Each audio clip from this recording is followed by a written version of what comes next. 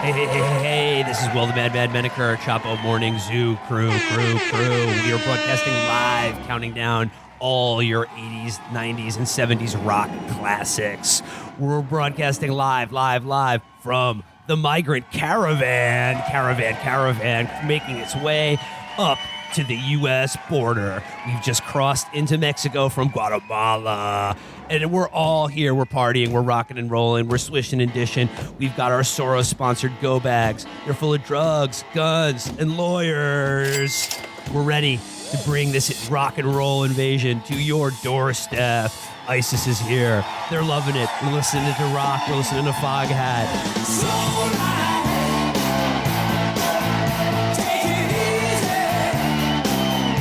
We're looking for jobs? No. We're looking for blood. Before the midterm elections.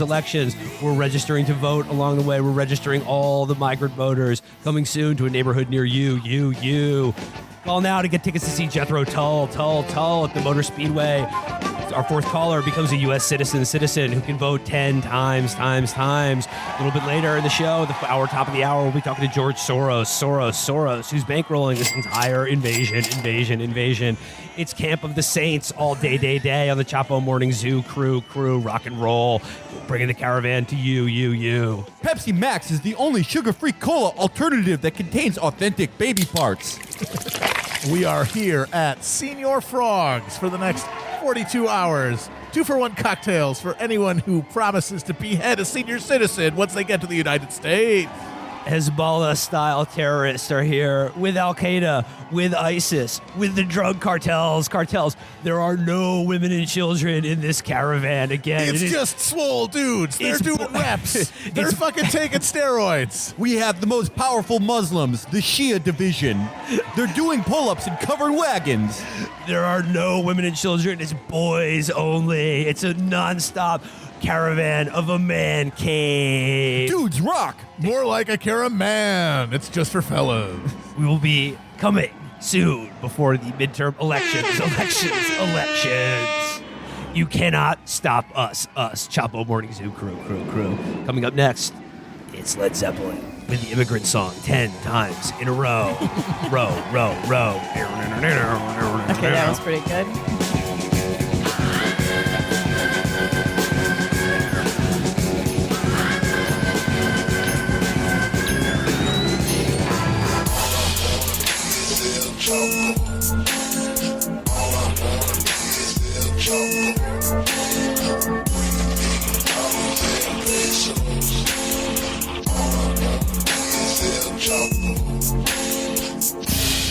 I have another cousin song.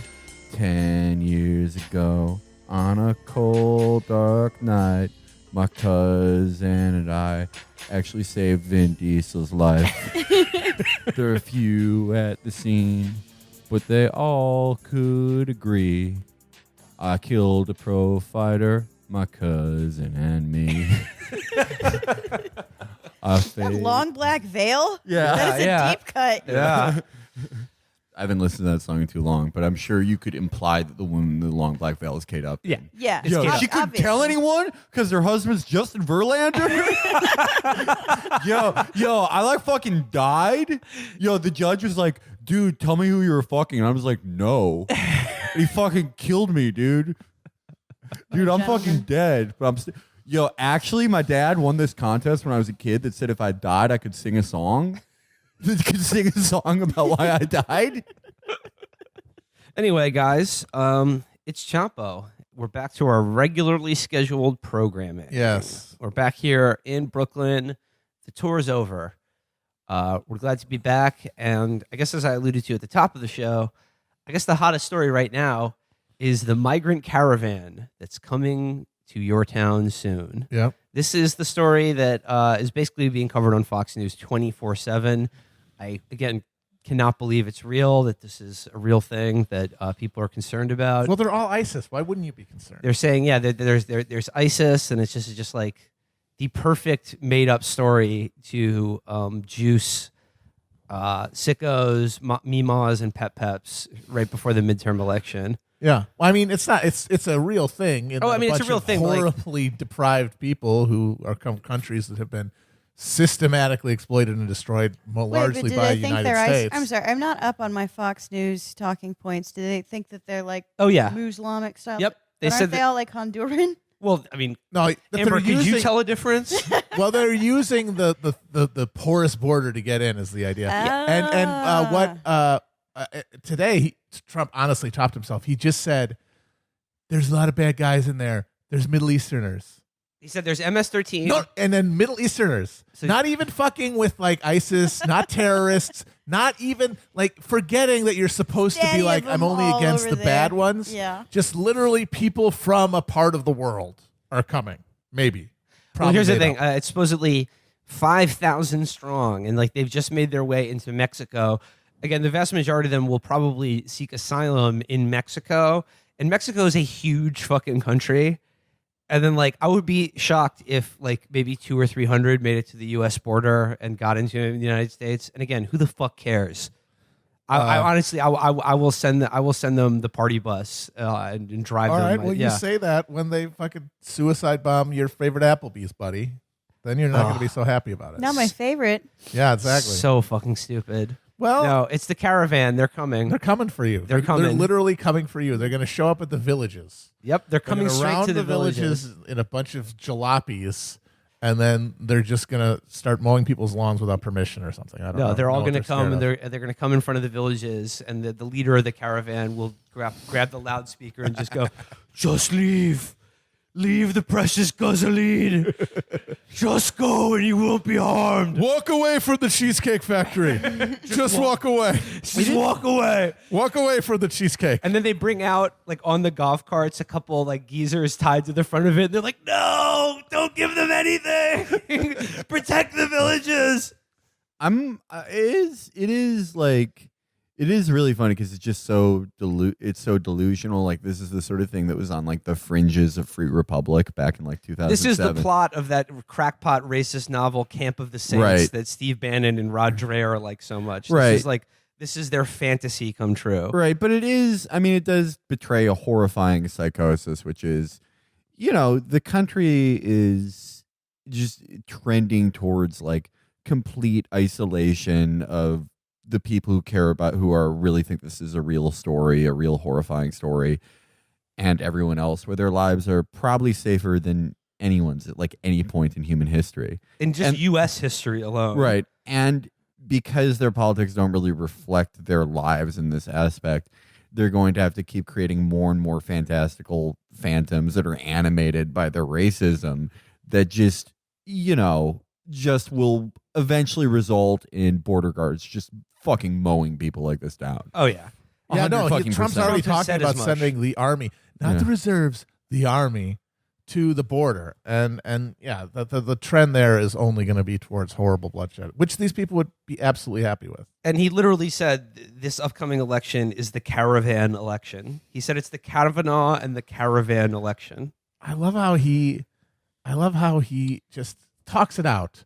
Like all this stuff that's supposed to happen behind the scenes, where it's all the messaging is determined by Frank Luntz, toadstools, and then you give them talking points, and then they have the talking points. Trump just says, "Folks, the thing is the caravan.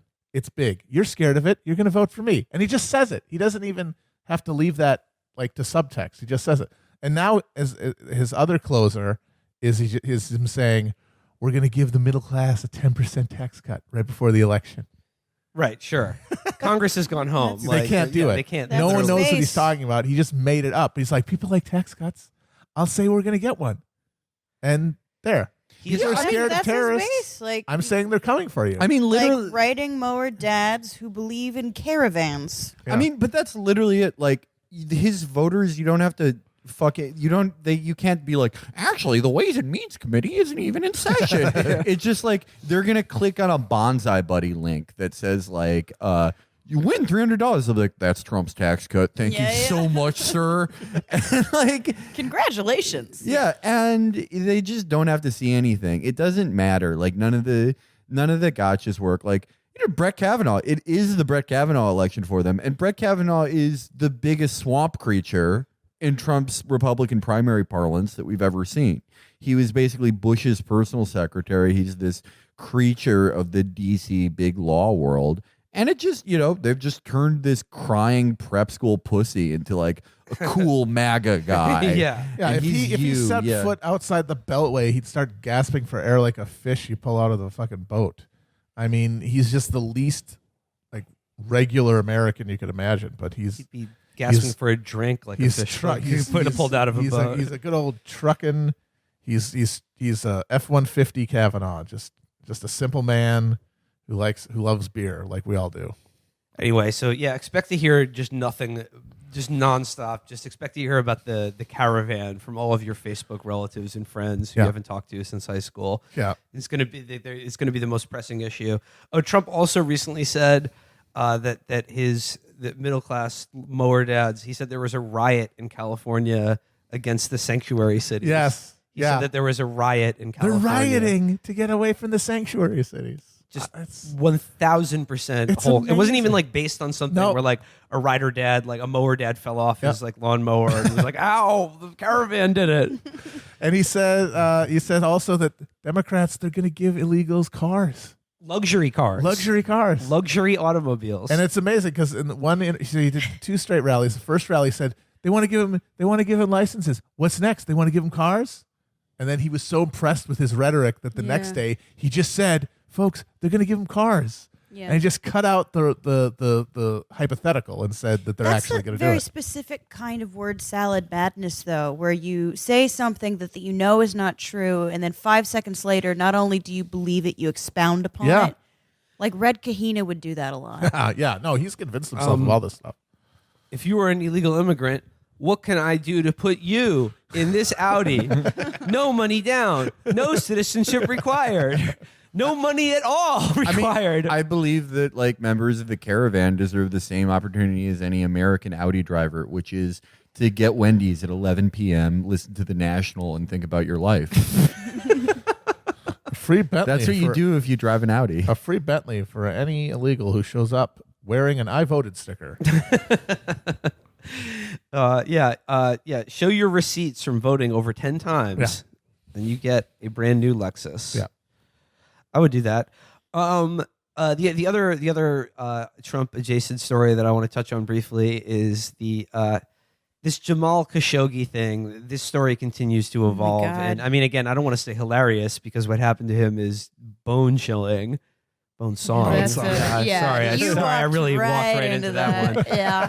No, I mean, so did he. Oh my God. You can cut that if you want. No, it's good. Leave that in there. No, leave it. Yeah. It's terrible, but we laugh about death here. Yeah, that's true. I mean, yeah, if you get mad at us for this, how many fucking 9/11 jokes have you posted? Yeah, exactly. Eat shit. So here's the thing. Like, I mean, again, shouldn't be surprised at all, but just the way that which official DC is going to go to bat for Saudi Arabia over this. I've seen, first of all, the Saudi internet squadron is like the tightest shit on Twitter. It's like so powerful. They're so amazing. I saw this one guy who was just like, look, he's like, MBS is a young guy. You can't expect him to deal with something like this with the finesse and grace of a practiced Western political leader. Yeah, MBS is Matt Saracen, literally, kind of, from Friday Night Lights. He wasn't meant to be here, but it's just like he's showing up. He's doing his best. Coach, which is King Solomon, is yelling at him, but he's showing up big. Yeah, he's got a big heart. I mean, like, obviously, like all the reports I'm reading is that Saudi Arabia, and rightly so, genuinely surprised and caught off guard that people are so mad about this. We just blew up a school bus full of children. Yeah. You remember that? Nobody gave a shit. Were you sawing up one fucking op-ed writer and you guys care? What the hell? Yeah. And they really underestimated how much the press thinks they're the troops. Oh, absolutely. That's the thing they didn't realize. If this guy hadn't been a reporter, really, if he'd just been some freelance dissident or something, this I don't think would have been nearly the story it is. It's because he's part of the group.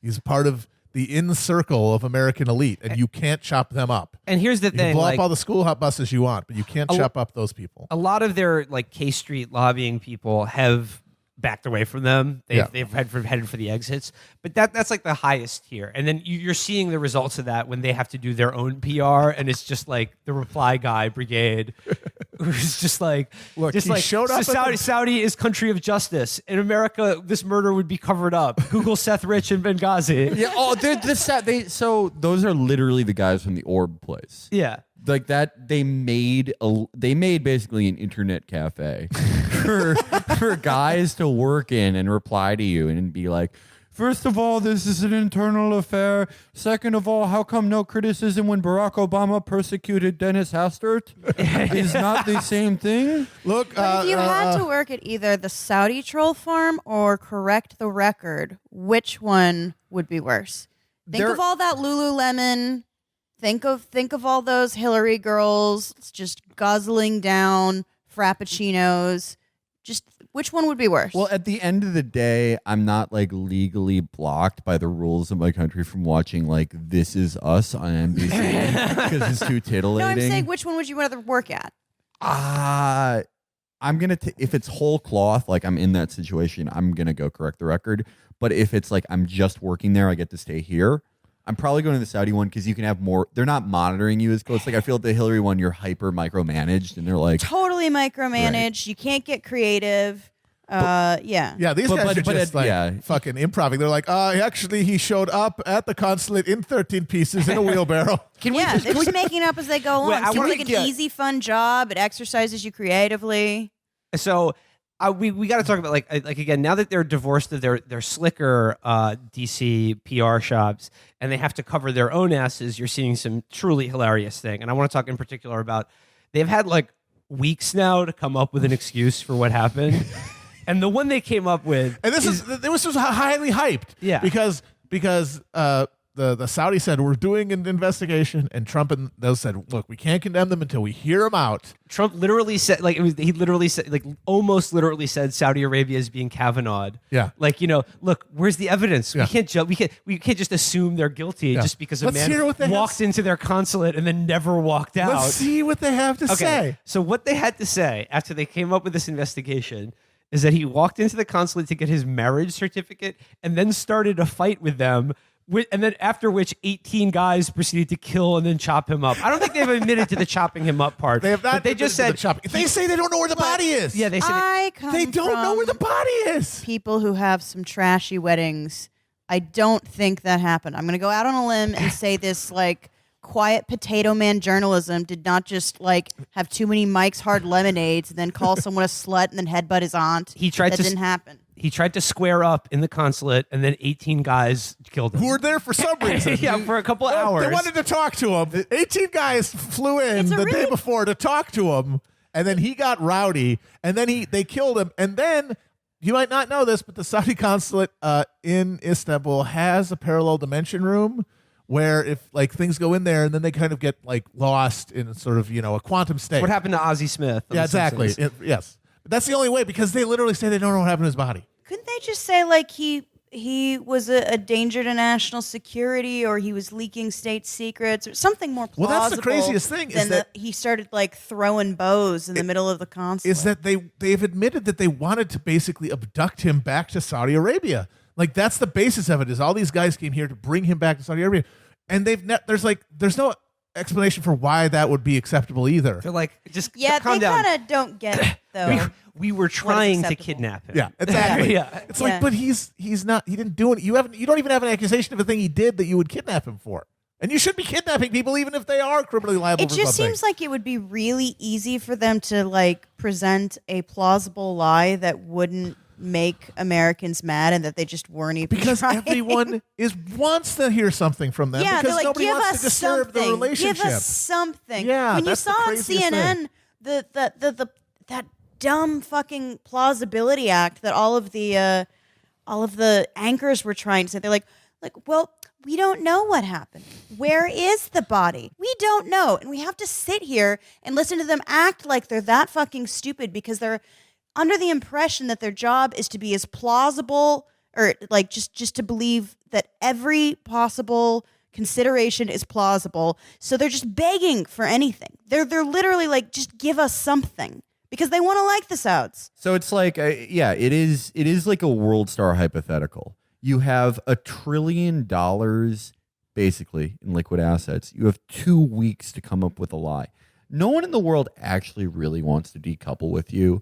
I mean, the journalists are mad that they killed, one of theirs, but you literally, it is the best scenario you could have to get away with a murder, right?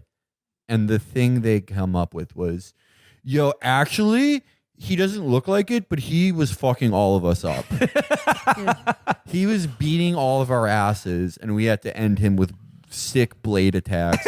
And then he evaporated. Yeah.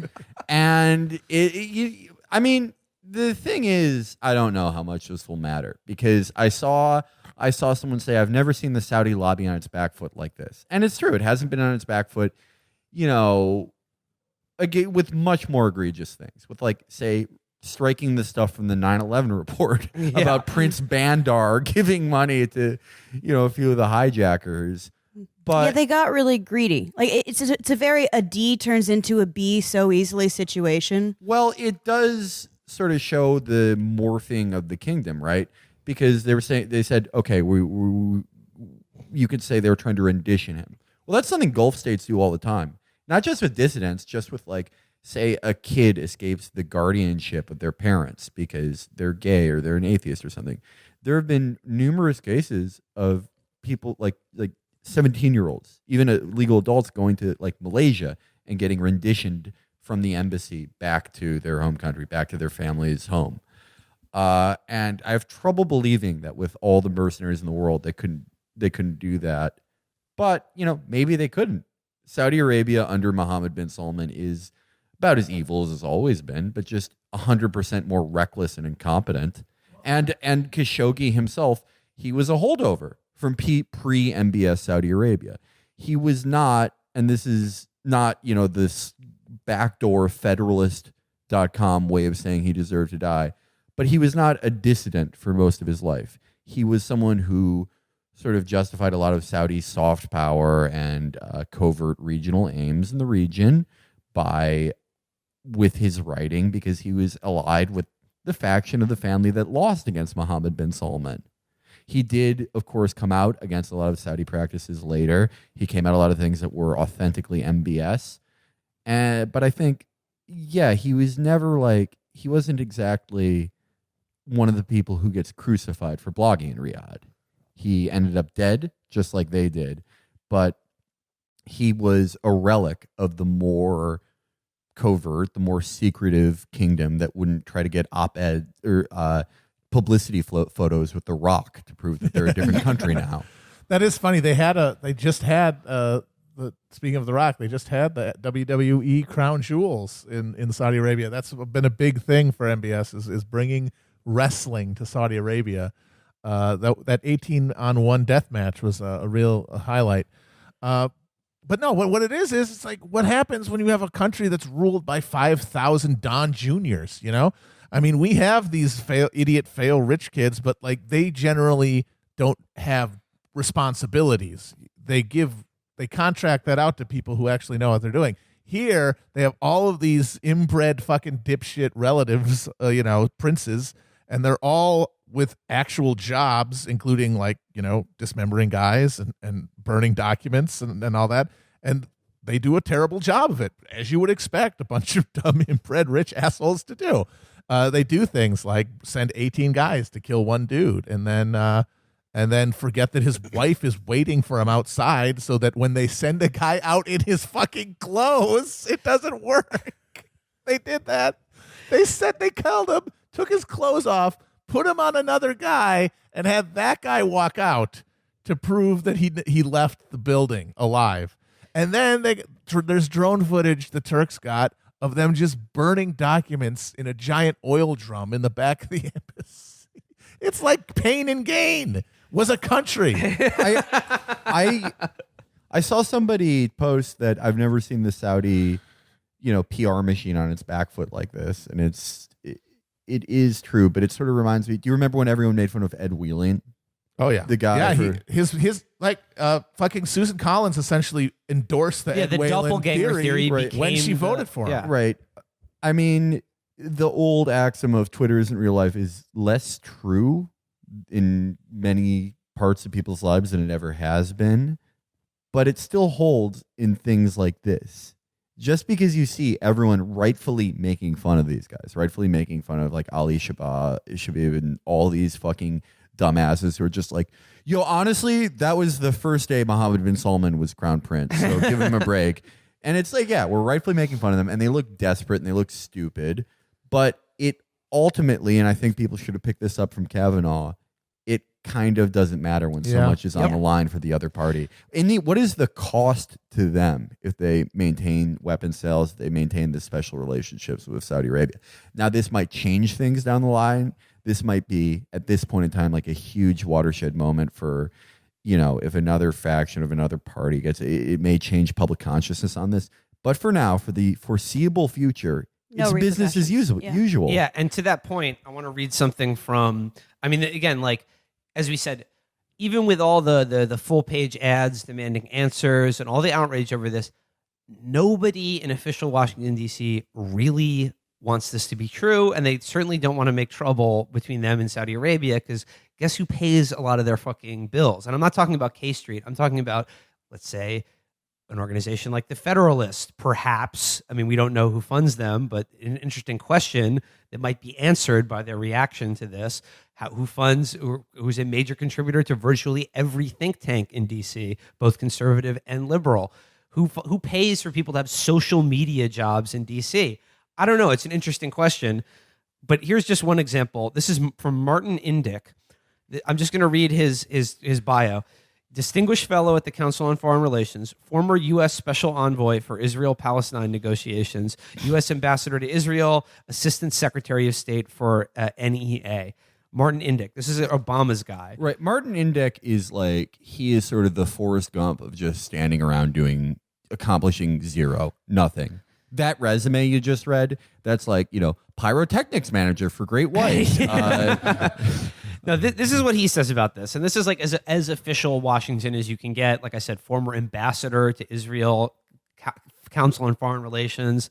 He says here, Ian Bremmer is right. Nothing justifies the outrageous murder of Jamal Khashoggi, but Saudi Arabia does have strategic value to the U.S. as the swing oil producer in a tightening oil market and the only regional Arab power left standing that's willing to counter Iran. Yeah. And there you go. There you go. What this is all really about. Yeah. And what these people will all say is, look, we know Saudi Arabia is evil. We know they do bad, evil things. But the fact of the matter is, all countries do bad, evil things. And the most evil, baddest of them all is Iran. Yeah. And that's what really counts here. And, my question about this is, given how they're both evil, oil-rich countries in a tightening market, how about we just ally with Iran against Saudi Arabia? If we're just being real politic here. You silly boy. You can't do that. They killed our fucking friend. Yeah. Don't look when the other people killed our other friends.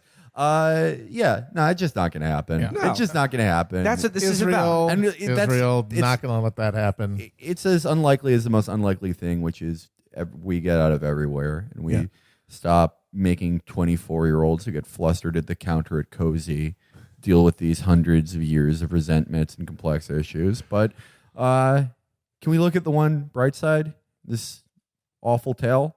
Yes. Erdo shit's victory. Erdo shit is what our great Turkish friend calls Erdogan. I don't know if it may be a pun in a proper Turkish pronunciation. No, I think he's just kind of an asshole. That's just how he insults people. I've also heard Erdo cuck, but we're not going to use that racially charged word. Erdogan, the greatest fake friend in the world. Absolutely. Erdogan, they were pissed when they start. Oh yeah, we have all of this on tape, and we're just going to tell everybody. Can Erdogan fucking he the most bugged embassy in the world. Like everything, it's like a haunted house where it's like, oh, put your finger in the intestines. It's really spaghetti. It's just like every picture, every. The eyes, cameras and shit. And I love how the Turks are they're releasing one thing a day to keep this at the top of the news for 2 weeks straight, because as much of a fucking petty, stupid asshole as Erdogan is, he understands that like Western journalists take this as an attack, and he's like, here's some more. Yeah. Yeah. Meanwhile, the Saudis like, he gets PR. He's a clever little bitch. The Saudis are like, note, what the hell, dude? We created ISIS together. What are you doing? Yeah, and also quick note on Erdogan, so no one gets mad at us. When it comes to disappearing and murdering dissidents Very and good at journalists, Turkey is they're nearly good the at best at that. So You got to figure that this is just like it's his way of going like, oh, I see, it's amateur hour. yeah, exactly. They straight up murdered 3 Kurdish activists in Paris. Just shot them in their office. So didn't even need a bone saw. When it comes to killing journalists, Erdogan is looking at Saudi Arabia like alcoholics look at St. Patrick's Day. But I'd say that like the way to think about this is the same way to think about pretty much everything that's happened since Trump is that it's just we're in the era of fuck it, masks off. We're in the era when all of the niceties that used to like gild the lily and sort of provide a rhetorical and ideological and imaginative distortion for what's really happening in the world, they're just kind of all falling away. And we're talking about a thing like this in explicit terms of, look, yeah, they chopped the guy up. Okay, but oil, but Arms Iran, sales. but arms. Like we're just all of the bullshit. It was always bullshit, but we always felt the need to coat things bullshit. And now that it's just, I think because people realize no one's actually paying attention, things move too fast. Nobody's really holding on to anything. There really isn't a public square anymore. There really isn't like a public that could rally around issues. Everyone's just sort of glazed and overwhelmed. So you can just say what you really think. You can just be I feel like we need- popular anti-Iran sentiment has, like, in many ways kind of dissipated because of that cycle. I mean, it's still like, public enemy number one in the wonk class, but like, I don't know anyone who like, and any kind of right wingers who kind of organically fear Iran. Now it's all about the hordes and the caravans and Yeah. whatnot. But the thing about it is that now you don't need to whip up anything. You just go to war. Yeah. What are people going to do about it? They're going to probably forget about it.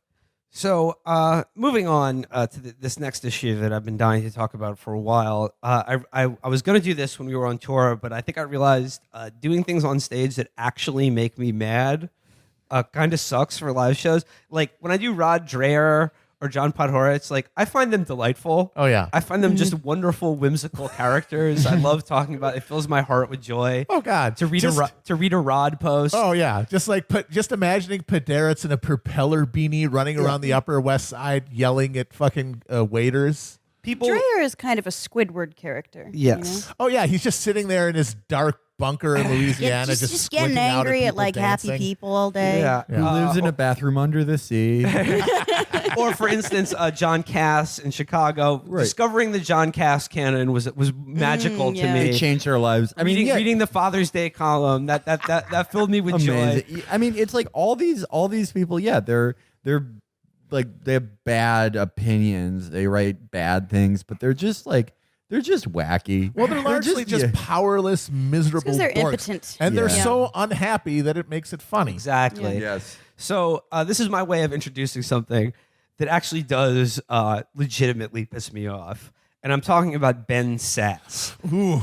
Senator from Nebraska, Ben motherfucker. Sasse. And now the other thing I want to introduce this by way of saying, like, we talked at the beginning about the caravan, and this is the caravan and the Kavanaugh election is what Trump said. And his a big slogan, their big Republican slogan for the midterms is jobs, not mobs. And on the Venom episode, we talked about how the hot new political buzzword is tribalism. Mm-hmm. This is the new buzzword that people are going to use to basically confuse you and make it seem like you should feel guilty for being angry at these evil fucking assholes who are ruining the world and your life Yes. with every breath that goes in and out of their disgusting corpse-like bodies. Yeah. And of course, Mitch McConnell getting hassled at eating lunch, or Ted Cruz getting yelled out of a restaurant. This is the horrifying spectacle of tribalistic mob violence no. that is, Yeah. that the entire pundit class is trying to stoke up fears about or lament in some way that, like, oh, this is where we've all gone wrong. It's an obfuscational term. Yes. It completely obfuscates like the fact that people, I think, are trying to grapple with something that at its, I think, clearest is class politics, and at its most muddled is at least the realization that there are clear and obvious enemies. Absolutely. Well, yeah, we have what we were talking about. We have like this white minority rule, this like fucking like latter era South African regime where like a third of the population of angry fucking, suburbanites rule over the rest of us and are locking in, judicial appointments and dooming us to climate oblivion right in front of our faces with every avenue of legitimate, opposition closed. You can say, hey, vote. Yeah. Okay. I'll vote. The people with the most votes did not win in basically any of the elections of the last fucking 8 years. And then you get mad at these fucking scumbags, and that somehow means that you have lost yourself to passions and tribal identity. Yeah, you're part of a tribe, whether you know it or not. To get to Ben Sasse, though, like if you are Ben Sasse, a guy who positions himself as not like Trump, as a decent politician that harkens back as this sort of statesman and someone who speaks to our better angels while, of course, voting to confirm Brett Kavanaugh. Of course. Or if you are... He didn't even have the decency to like have that bullshit Jeff Flake, like moment of uncertainty. I'm conflicted. He was never conflicted. He was exactly. a yes from he never even pretended he wasn't a yes. The problem... How did he get that reputation, though? Sass? Yeah. He wrote a book, and he criticized Trump during the run-up to the election, and he did not didn't vote endorse for him. Trump in 2016. Yeah, that Okay. was like his big thing. Yeah. So he made a big show of not voting for Trump, but he votes with Trump as a senator probably 80 to 90% of the time. But like this is the problem now faced by someone like Ben Sasse or David Brooks, who wrote about this topic, or Charles Lane at the Washington Post, another absolutely vicious scumbag who would now like to lecture the rest of us on being nice and civility and things like that. What do you do when the political agenda that you support has essentially won? But you're also slightly embarrassed by that, and you still want to pretend to be a good, thoughtful person. Again, the politics that you support are going to make life for most people more savage, more alienated, and more miserable. So what you do is you tell them that politics and an interest in politics or a concern for what is happening in the world or in the news is what's making them sick. Their side has won. They now can. Ben Sasse, he has won.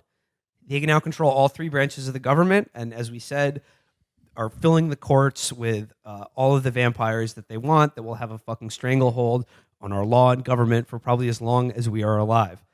So how are you going to deal with the fact that even though you control most of the government, you're brutally unpopular? There's no popular support for any of these outside of like the rump 20 to 30% of this, MAGA shitheads in these countries. You're brutally unpopular, and everybody hates you, rightly so, for what you're doing to them with every day of your life and the power that you wield. So you tell them that the justified anger that they're feeling is making you sick. Mm-hmm. And the subtext to all of this is surrender. Yeah. It's just give up. And the apotheosis of this is an Roll the op-ed. window down. It's an op-ed that Turn Ben on the car. Sasse wrote in the Wall Street Journal that is based on a new book that he has coming out. The title is Politics Can't Solve Our Political Problems. Whoa. That's some ideology. That's some fish There you scale go. ideology. It's That's the kind sparkling of off the mirror. counterintuitive thinking that intrigues me and makes me want to read more. Again, the subtext to all of this is surrender. It's give up with engaging with politics as a means to assert any kind of democratic will or popular sovereignty, or even just express the anger that you feel about what's being done to you. The bomb's lost. Yeah. Condolences. The subtitle is, Our Tribalism Has a Deeper Source Than the Disintegration of Communities and an Epidemic of Loneliness.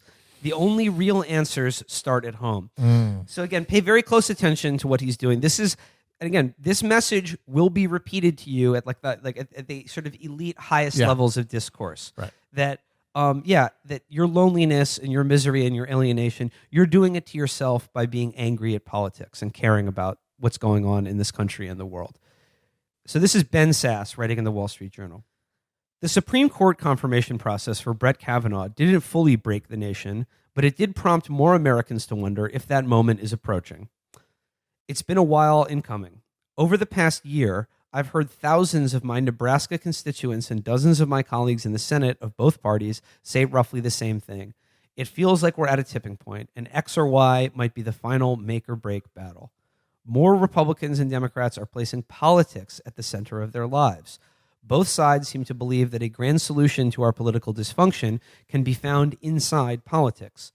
if we could only vanquish those evil people waving a different banner, this thinking goes, we'd be on the road to national recovery. To which I say, Ben, if we could vanquish you totally and completely, it would be a start on getting to a place of decency or recovery for any person living alive in this country or the world right now. No, remember, we must not vanquish our enemies. We can't vanquish them. We mustn't use our tongues upon the social media. Thank you, John Kasich. Yes. A world without Ben Sasse. Cut to the fucking when Lionel Hutz is imagining a world without lawyers. So he goes on, but nothing that happens in Washington is going to fix what's wrong with America. So again, he's saying nothing I'm doing in Washington or the party that I represent and the laws that we're passing and the things we're doing, that's not gonna help. It's not gonna hurt. It doesn't really matter. Stop paying attention. Like I said, just go to sleep. Just think of yourself. Think of how lonely you feel and how you individually can change that. Focus on like your own little atomized space and know that it has no source whatsoever. It's completely idiopathic. It's not that our battles over the Supreme Court it's not that our battles over the Supreme Court over dignity for accuser and accused alike, over issues like taxes and regulation and immigration don't matter. They matter a lot. The problem is that our ever more ferocious political tribalism and mutual hatred don't originate in politics, so politics isn't going to heal them. Humans are social, relational beings. We want and need to be in tribes. In our time, however, all of the traditional tribes that have sustained humans for millennia are simultaneously in collapse. What the fuck is he talking about? America is not filled with like the Picts of like the Celtic of northern Scotland or the Visigoths and Vandals or that like none of these things that he's talking about that like the what he's families or like the nuclear family model that has not existed for millennia. Yeah. These are all Okay, but what about manthropology and it's for guys only? Well, this is like everyone in politics. Everyone has to live a life of fantasy now, right? Yeah. Because if you just post a lot now, you're the resistance. You're a scrappy group of rebels duct taping AK-47 banana clips, one upside down, so you can quickly reload in the heat of battle by replying to President Trump. If you're a MAGA shithead, you think that there is a human train of millions of Islamic-style Mexicans coming to kill you and turn Ruby Tuesdays into Ruby Ridge. If you're this guy, if you're this fucking asshole, which is someone who believes the exact same things as Trump, but is really just upset at how rude he is, and it really just breaks my heart to rubber stamp everything he does, you believe that the epidemic of interruptions and yelling means that you are in the midst of a civil war. Yeah. And again, this idea that that these traditional tribes have sustained humans for millennia bears no reference to the, like I said, he's going to begin talking about some imagined American past. Everything that he imagines are only the products of like post-industrial modern culture entirely. This has not been around for millennia, what he's talking about. Well, America is not, America is a freak. Right, but also those tribes didn't form, by some kind of, filial kinship or anything. Like these were social and economic arrangements. They all made, smelted metal or did the what the fuck ever else. Like this stuff even was economic and political then. Yeah, social and economic arrangements that, guess what, are the result of politics. Yeah. Of politics. So he says things like family, enduring friendship, meaningful shared work, local communities of worship have all grown ever thinner. We are creating thicker, more vehement tribes around our political differences. I believe because there is a growing vacuum at the heart of our shared, or increasingly not so shared, everyday lives. Loneliness is everywhere in the U.S., across every sector of society. A survey of more than blah, blah, blah. And he goes on to talk about a loneliness epidemic. None of this should surprise us. Americans today have fewer shared projects than our parents and grandparents did, and we belong to fewer civic groups. Because we change jobs more often, we have fewer lasting work friendships. We delay marriage, have fewer children, and live in larger homes and more separate from those of our neighbors. We move from place to place for relationships, economic opportunity, and better weather, and we end up with economic opportunity and better weather. Again, listen to the way he talks about this, that people are just They just do choosing. it. They're just Just do choosing it. to delay marriage having fun. or move around for Yeah. work or have to not work Yeah. or don't have one job for their Yeah. entire career. This is just. These are just individual people who are choosing to make these decisions that make their lives lonelier. Humanity just suddenly became really flaky all of a sudden. I don't know what happened. It's like there's this one economic system that's basically forces you to only interact with other people in a transactional, individual manner and doesn't really allow for any sort of communal understanding of anything, that the only way to be is an individual economic actor, like the idea that we are all novus, like, or homo economicus or whatever the fuck, and we just have to activate homo economicus. We can only operate according to our own personal economic betterment, and we can only make decisions based on that. I mean, there's an economic and political system that sort of insists upon that, and in fact only allows that. This is just incredibly. I don't know what it was. I This can't is remember like though. this is like some kind of Randian, Nietzschean. This goes so far beyond there is no society. This is like the most bleak, cynical outlook of human beings I have ever heard. This is why Before we get into that, I want to point out that Homo economicus is the proper Latin name for gay for pay. But the thing is it's just, if it was Randian or something, if it was just like yes, then they would be like, hell yeah, we're all only good.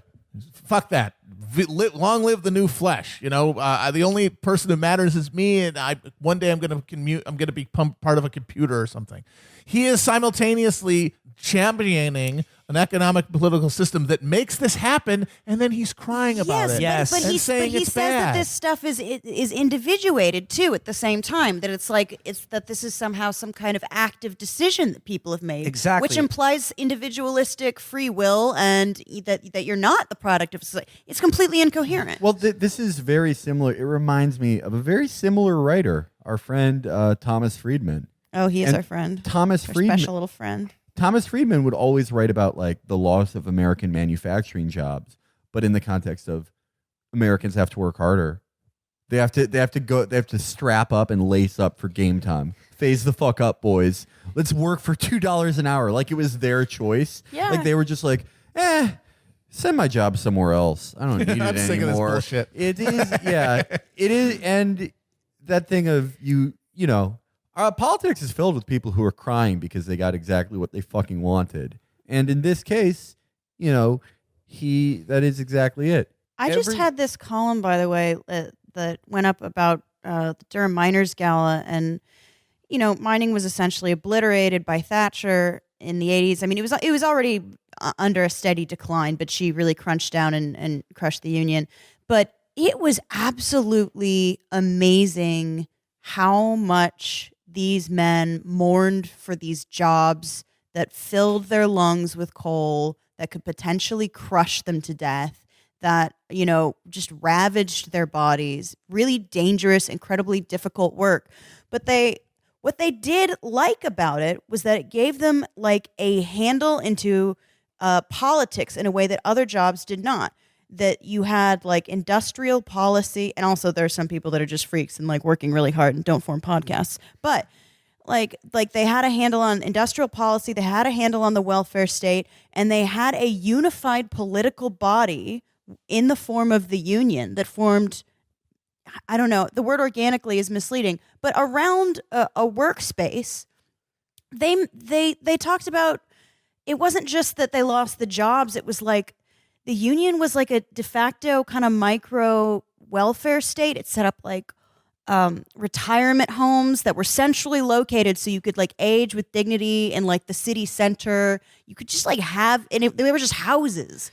Like all of this stuff was this is what community actually was. When Ben Sasse mourns the loss of shared meaningful work and community and a sense of united purpose, would it surprise you to know he's not talking about strong labor unions? Yeah. So he goes on. None of us wants to be left out. The same isolation we felt at the edge of the cafeteria or as the last kid picked for kickball causes everyone to yearn for a group. They love telling on themselves. Even though political ideology is a thin basis for intimate connections, and at least our cable news tribes offer the common experience of getting to hate people together. As relational nomads, it's far easier now to be together against something than for something. It's not as fulfilling, but at least we're not totally alone. Americans have always had political disagreements with their neighbors, but in the past, political differences could disappear when Friday night ball games rolled around and the whole town turned out What wearing is he talking and about? the whole town turned out wearing the same colors and cheering for the same team.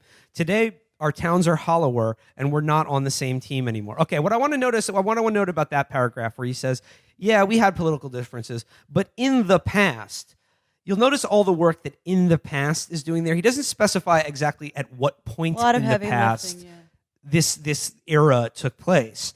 Because if he had to specify, what he would really mean is when America was highly segregated and, essentially politics was for white people, and as such, their political disagreements were a little less severe. But also, as a question to that, I don't think there is more conflict at a fucking high school football game than there used to be. Like more, like person-to-person animosity, especially because now schools are more economically segregated than they've ever been. So you probably vote the same way as every other parent in the bandstand. Well, the thing, and beyond the racial element, the politics he's talking about, the political economic order, was the one of strong labor unions and a very compressed economic order with not a lot of, with relatively little inequality. Yes. Like that was the time that he's talking about. And that all changed, and these communities aren't there anymore, and everyone's dying of fucking opioid overdoses. How did that happen? Again, these are just things that People just chose to do these things. These things are all things that he's talking about. They just happened, and they all happened absent politics. Yeah. So he goes, though it's tempting to think that the sorry state of our public square has to do with fights over hot-button policy issues and the president's latest tweet, the problem runs deeper than that in ways that aren't always personally comfortable. A big part of the problem is the habits and attitudes of elites. By elites, I mean just about everyone reading this, the mobile educated class. And he defines elites, he references some professor at Harvard who defines elites as someone with at least one parent who graduated from college, which puts them in the top socioeconomic third of society. In the U.S., there is a growing divide in family structure, educational achievement, and economic prospects between this top third and the bottom two-thirds. More than ever before, we are retreating into silos that separate us from people who don't share our socioeconomic background. Again, why is this all happening? Well, Why is everyone just choosing to do that? It's so weird how like jobs that people could survive and sustain a family without a college degree don't exist anymore. It's kind of funny how that just happened. In the U.S., the mobile and the stuck categories are growing, while the rooted are rapidly dwindling. Place is being undermined by the digital revolution, and all of us, that's it. wherever we fall along the social divide, are feeling the resultant hollow pain in our chest. I knew it was the Fortnite. internet. I fucking knew it was Exactly. Fortnite. In lieu of politics or economics, what he's blaming for our loneliness is the internet. In selfies. I knew it was the fucking selfies. It's the internet. Yeah, exactly. So he goes, how do we fix this? Not by legislation. Of course not. Because we're talking about souls and habits, not prohibitions and mandates. Tell you what, you can go to church and we'll do politics then. That's true. If he thinks none of this stuff is, if this is the biggest problem we have and politics won't solve it, why is he jacking off in the fucking Wash your Senate? hands of it. What a waste of time. Yeah. He is basically saying his entire life is pointless. His entire life's work of politics is totally meaningless to the lives of the people he's supposed to be representing. This again, but like that's the message for the suckers. His message is, I'm going to continue to vastly accelerate income inequality and increase the power of law enforcement to surveil, harass, and imprison you for doing the things that you need to do to, ameliorate the pain and misery that you feel as a result of our political and economic system. I'm going to keep doing all of that, but if you're angry and upset about it, just stop paying attention to it and focus on your soul. Focus on your individual soul. I consider this all part of a concerted effort on the part of the very elites that he's talking about. This reminds me very much of an op-ed that was in the New York Times not too long ago by Arthur Brooks, the head of the American Enterprise Institute, that was telling his elite liberal audience. It was a whole article about how it's okay to go on a politics cleanse. And what he was saying is, hey, coincidentally at a time right when the midterm elections are starting to heat up, he was saying, you know what? It's just try this. just don't read the news or talk about anything political for 2 weeks. You might like it. Maybe you'll like it so much you'll stop caring about politics altogether, and we can continue to do what we've been planning to do for the last 30 years, which is, worship Moloch, resurrect Vlad the Impaler, and, Just basically find a suitable male host for King Payman. It's okay. Just draw a hot bath and just open your veins. You feeling sleepy, very sleepy. It's just like going to bed. It's just Exactly. like going to sleep. So I think a lot of people did do that, and now there's this mass hysteria. I've been on Facebook for like 6 hours. Everyone has lost their fucking mind. So they didn't watch it for a very long time, apparently, and now things have gotten out of hand, and now they're panicking and have no idea what to do. But then, like, the vast majority of people, I mean, it's very telling that Sasse thinks that the greatest social epidemic is political polarization, when it doesn't even affect half the country who are just too beaten down to give a shit about any of this. Okay, this is what Ben is finally going to give you his own personal example of what he's doing. I mean, not his job as a senator, which is voting to confirm Brett Kavanaugh and everything that Trump wants to do.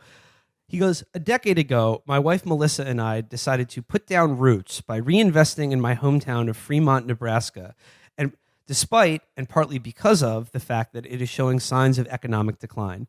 The town's biggest employers are a pig plant and a chicken plant, and the share of the public school students getting free or reduced priced lunching is spiking. Of course, I'm sure as his role as senator, he's working to, axe all funding for, school lunches and turn their entire education system over to, I don't know, Liberty University or someone like that. Just turn it into an app. It'll be fine. Yeah.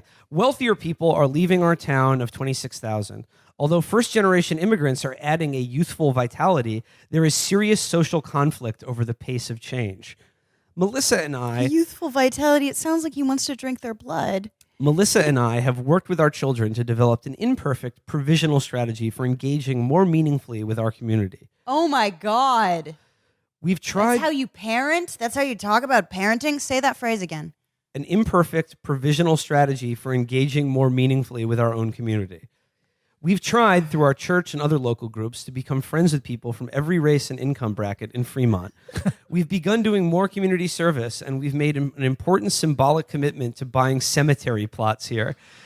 That's like the Tom Myers shit where his parents showed him his grave that they bought for him. We take our kids to the graveyard and show them, yes, you'll die here. Or even if you move away, your bones will molder in the ground. Wow, I really envy all of the poor immigrant people who are trying to go through their day with Ben Sasse bothering them. That Ben sounds Sasse really awful. with family in tow. Yeah. It's like, what are you doing? Selling oranges, huh? That sounds tough. Have you tried logging off? Then it might be less tough. He says, it's not nearly enough, and Melissa carries most of the burden because I'm off in D.C. too many nights a week, but it's a start. Just as happened under rapid industrialization and urbanization, we of the digital age must find creative ways to replenish social capital. You notice he doesn't mention people's actual capital. No. He's like, I'm going to continue amassing that for myself and taking it away from the rest of you. Wherever there's a disruption, new forms of Republican virtue, with a lowercase r, must emerge, flowing from and reinforcing habits of mutual affection and understanding. If too many Americans feel like we're not in this together right now, it's because we're not. We are screaming at each other, and the country no longer has enough real social texture to absorb and wick away the hatred. He's thinking about his Under Armour golf shirt when he's writing this. It's wicking away the hatred. We need a cultural ShamWow. The only way out is to rebuild our communities and launch new ones. One person-to-person relationship and one local institution at a time. What is that this sounds easy Richard enough. Scary Busy Town idea of society that he has? Well, I mean, he's right in the sense that, people at their local level are in a community as it exists, but like the communities Point to rise the and fall community, by though. their Who's that? actual, Point to the community. I don't know, like the fucking people you live around, like the town. Whatever you want to fucking call it, but if Do you, if do the you plant even know closes, your neighbors? What I'm saying is, if but we live in the atomized hell. If the plant closes and people start leaving, then how do you rebuild the community if there's no place for people to actually work meaningfully? Entrepreneurship. That's J.D. Vance's thing. He wants to teach him all the code and whatnot. They've switched from I don't know, from some idea of something with roots to, I don't know what the metaphor would be, but like they want to have air plants or something. There's no foundation for anything. Right. I think you can just pull the stuff out of your ass and mist it once a week. No, all these communities are falling apart for very obvious, material, tangible reasons. There's no mystery to any of this. You can any one of these towns, you can fucking look at the economic and political decisions that led them to the point that they are, and now the fabric's broken. You know, the thing that was holding people together is gone because people need to go anywhere they can to make a living. And if they can't make a living in this shitty little town that you're going to be buried in, then how are they supposed to stay there? How are they supposed to form these Money bonds? doesn't exist to this man. Yeah, it's like that is the fundamental reality of it is you have to be able to support yourself and your family. And in areas with no economic base, you can't do that. And it's going to take politics to return that. It's not going to, logging off a fucking Instagram? How's that going to change whether or not you can fucking get a job other than maybe Walmart greeter in one of these fucking towns? Yeah, I have to say, though, it is kind of, I don't want to say encouraging, but I feel better about, I think, the response that this piece would elicit from just like basically anyone than maybe it would have like, I don't know, 5 years ago or whatever during Obama. Because at this point, people would respond to this with, what the fuck are you talking about? That is a load of shit. You are a politician and you believe we don't have serious political problems in this country. I mean, he says that like, oh, our political disagreements are real and like these issues matter, but like caring about them too much is tearing us apart and that it's making us lonely. And he really just wants to like heal our souls. That's what he wants to do. My But he soul doesn't even have is an answer great. for that. That's what's so horrifying. My soul is always great. These people think because they're dead inside, everyone else's problem is that they're dead inside. No, most people are kind of alive inside. They just need some fucking money and security. But he's admitting that he doesn't have an answer to this at the end. It's just like a thing here for you guys to do. Well, he says they Figure it out. volunteer at hay rides or what the fuck else. Do some soul building. Get on that. Like he has no actual answer for the real It's question. Boy Scoutism. So this is why I genuinely loathe Ben Sasse more than almost anyone in U.S. politics. It's like him and Ted Cruz are like neck and neck. But I think I may find Ben Sasse more repellent because he's not the like disgusting creep outwardly that Ted Cruz is.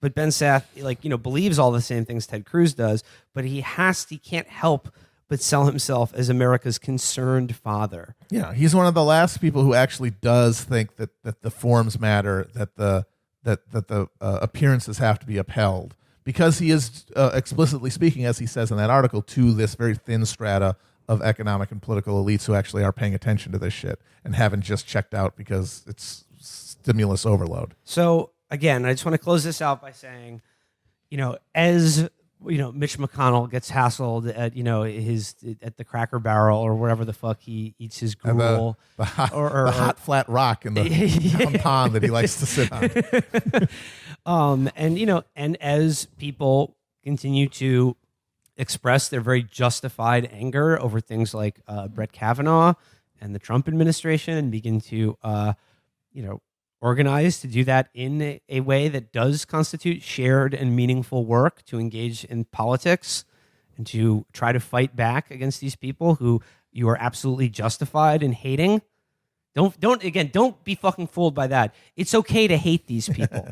It's okay. Keep that hate close to you. Keep it pure like a diamond, like Alexander Coburn said. Yeah. Is your hate pure, Eddie? Keep your hate pure for people like Ben Sasse, because they're going to keep trying this shit, and they're going to keep trying to say that, like, oh, it's all in your head, and you caring about this is what's making you sick and depressed. Yeah, he's like the doctor in Rosemary's Baby. And being angry about this is a sign that you're not sick and depressed, or at the very least, you're not sick and depressed enough to just completely check out. Yeah. Because that's what'll happen if it really gets bad, is that you'll fucking give up. Yeah.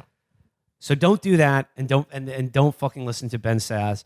Fucking spit on him in public, ruin every one of his meals and charity fucking baseball games. Yeah, he hasn't been harassed nearly enough This guy. I haven't heard any viral things about Ben Sasse getting owned. I think partially because he's got that incredibly bland, like serial killer face. I couldn't probably pick him out of a lineup. Well, and he lives in like Fremont or some shit.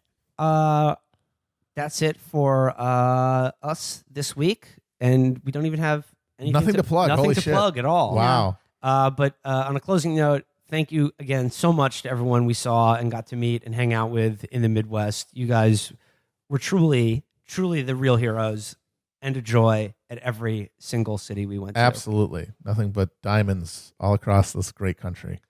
Till next time, guys. Bye-bye. Bye. Bye, guys. Bye-bye. Bye. Bye, guys. Bye-bye. Bye. Bye, guys. Bye-bye. Bye. Bye, guys. Bye-bye. Bye. Bye.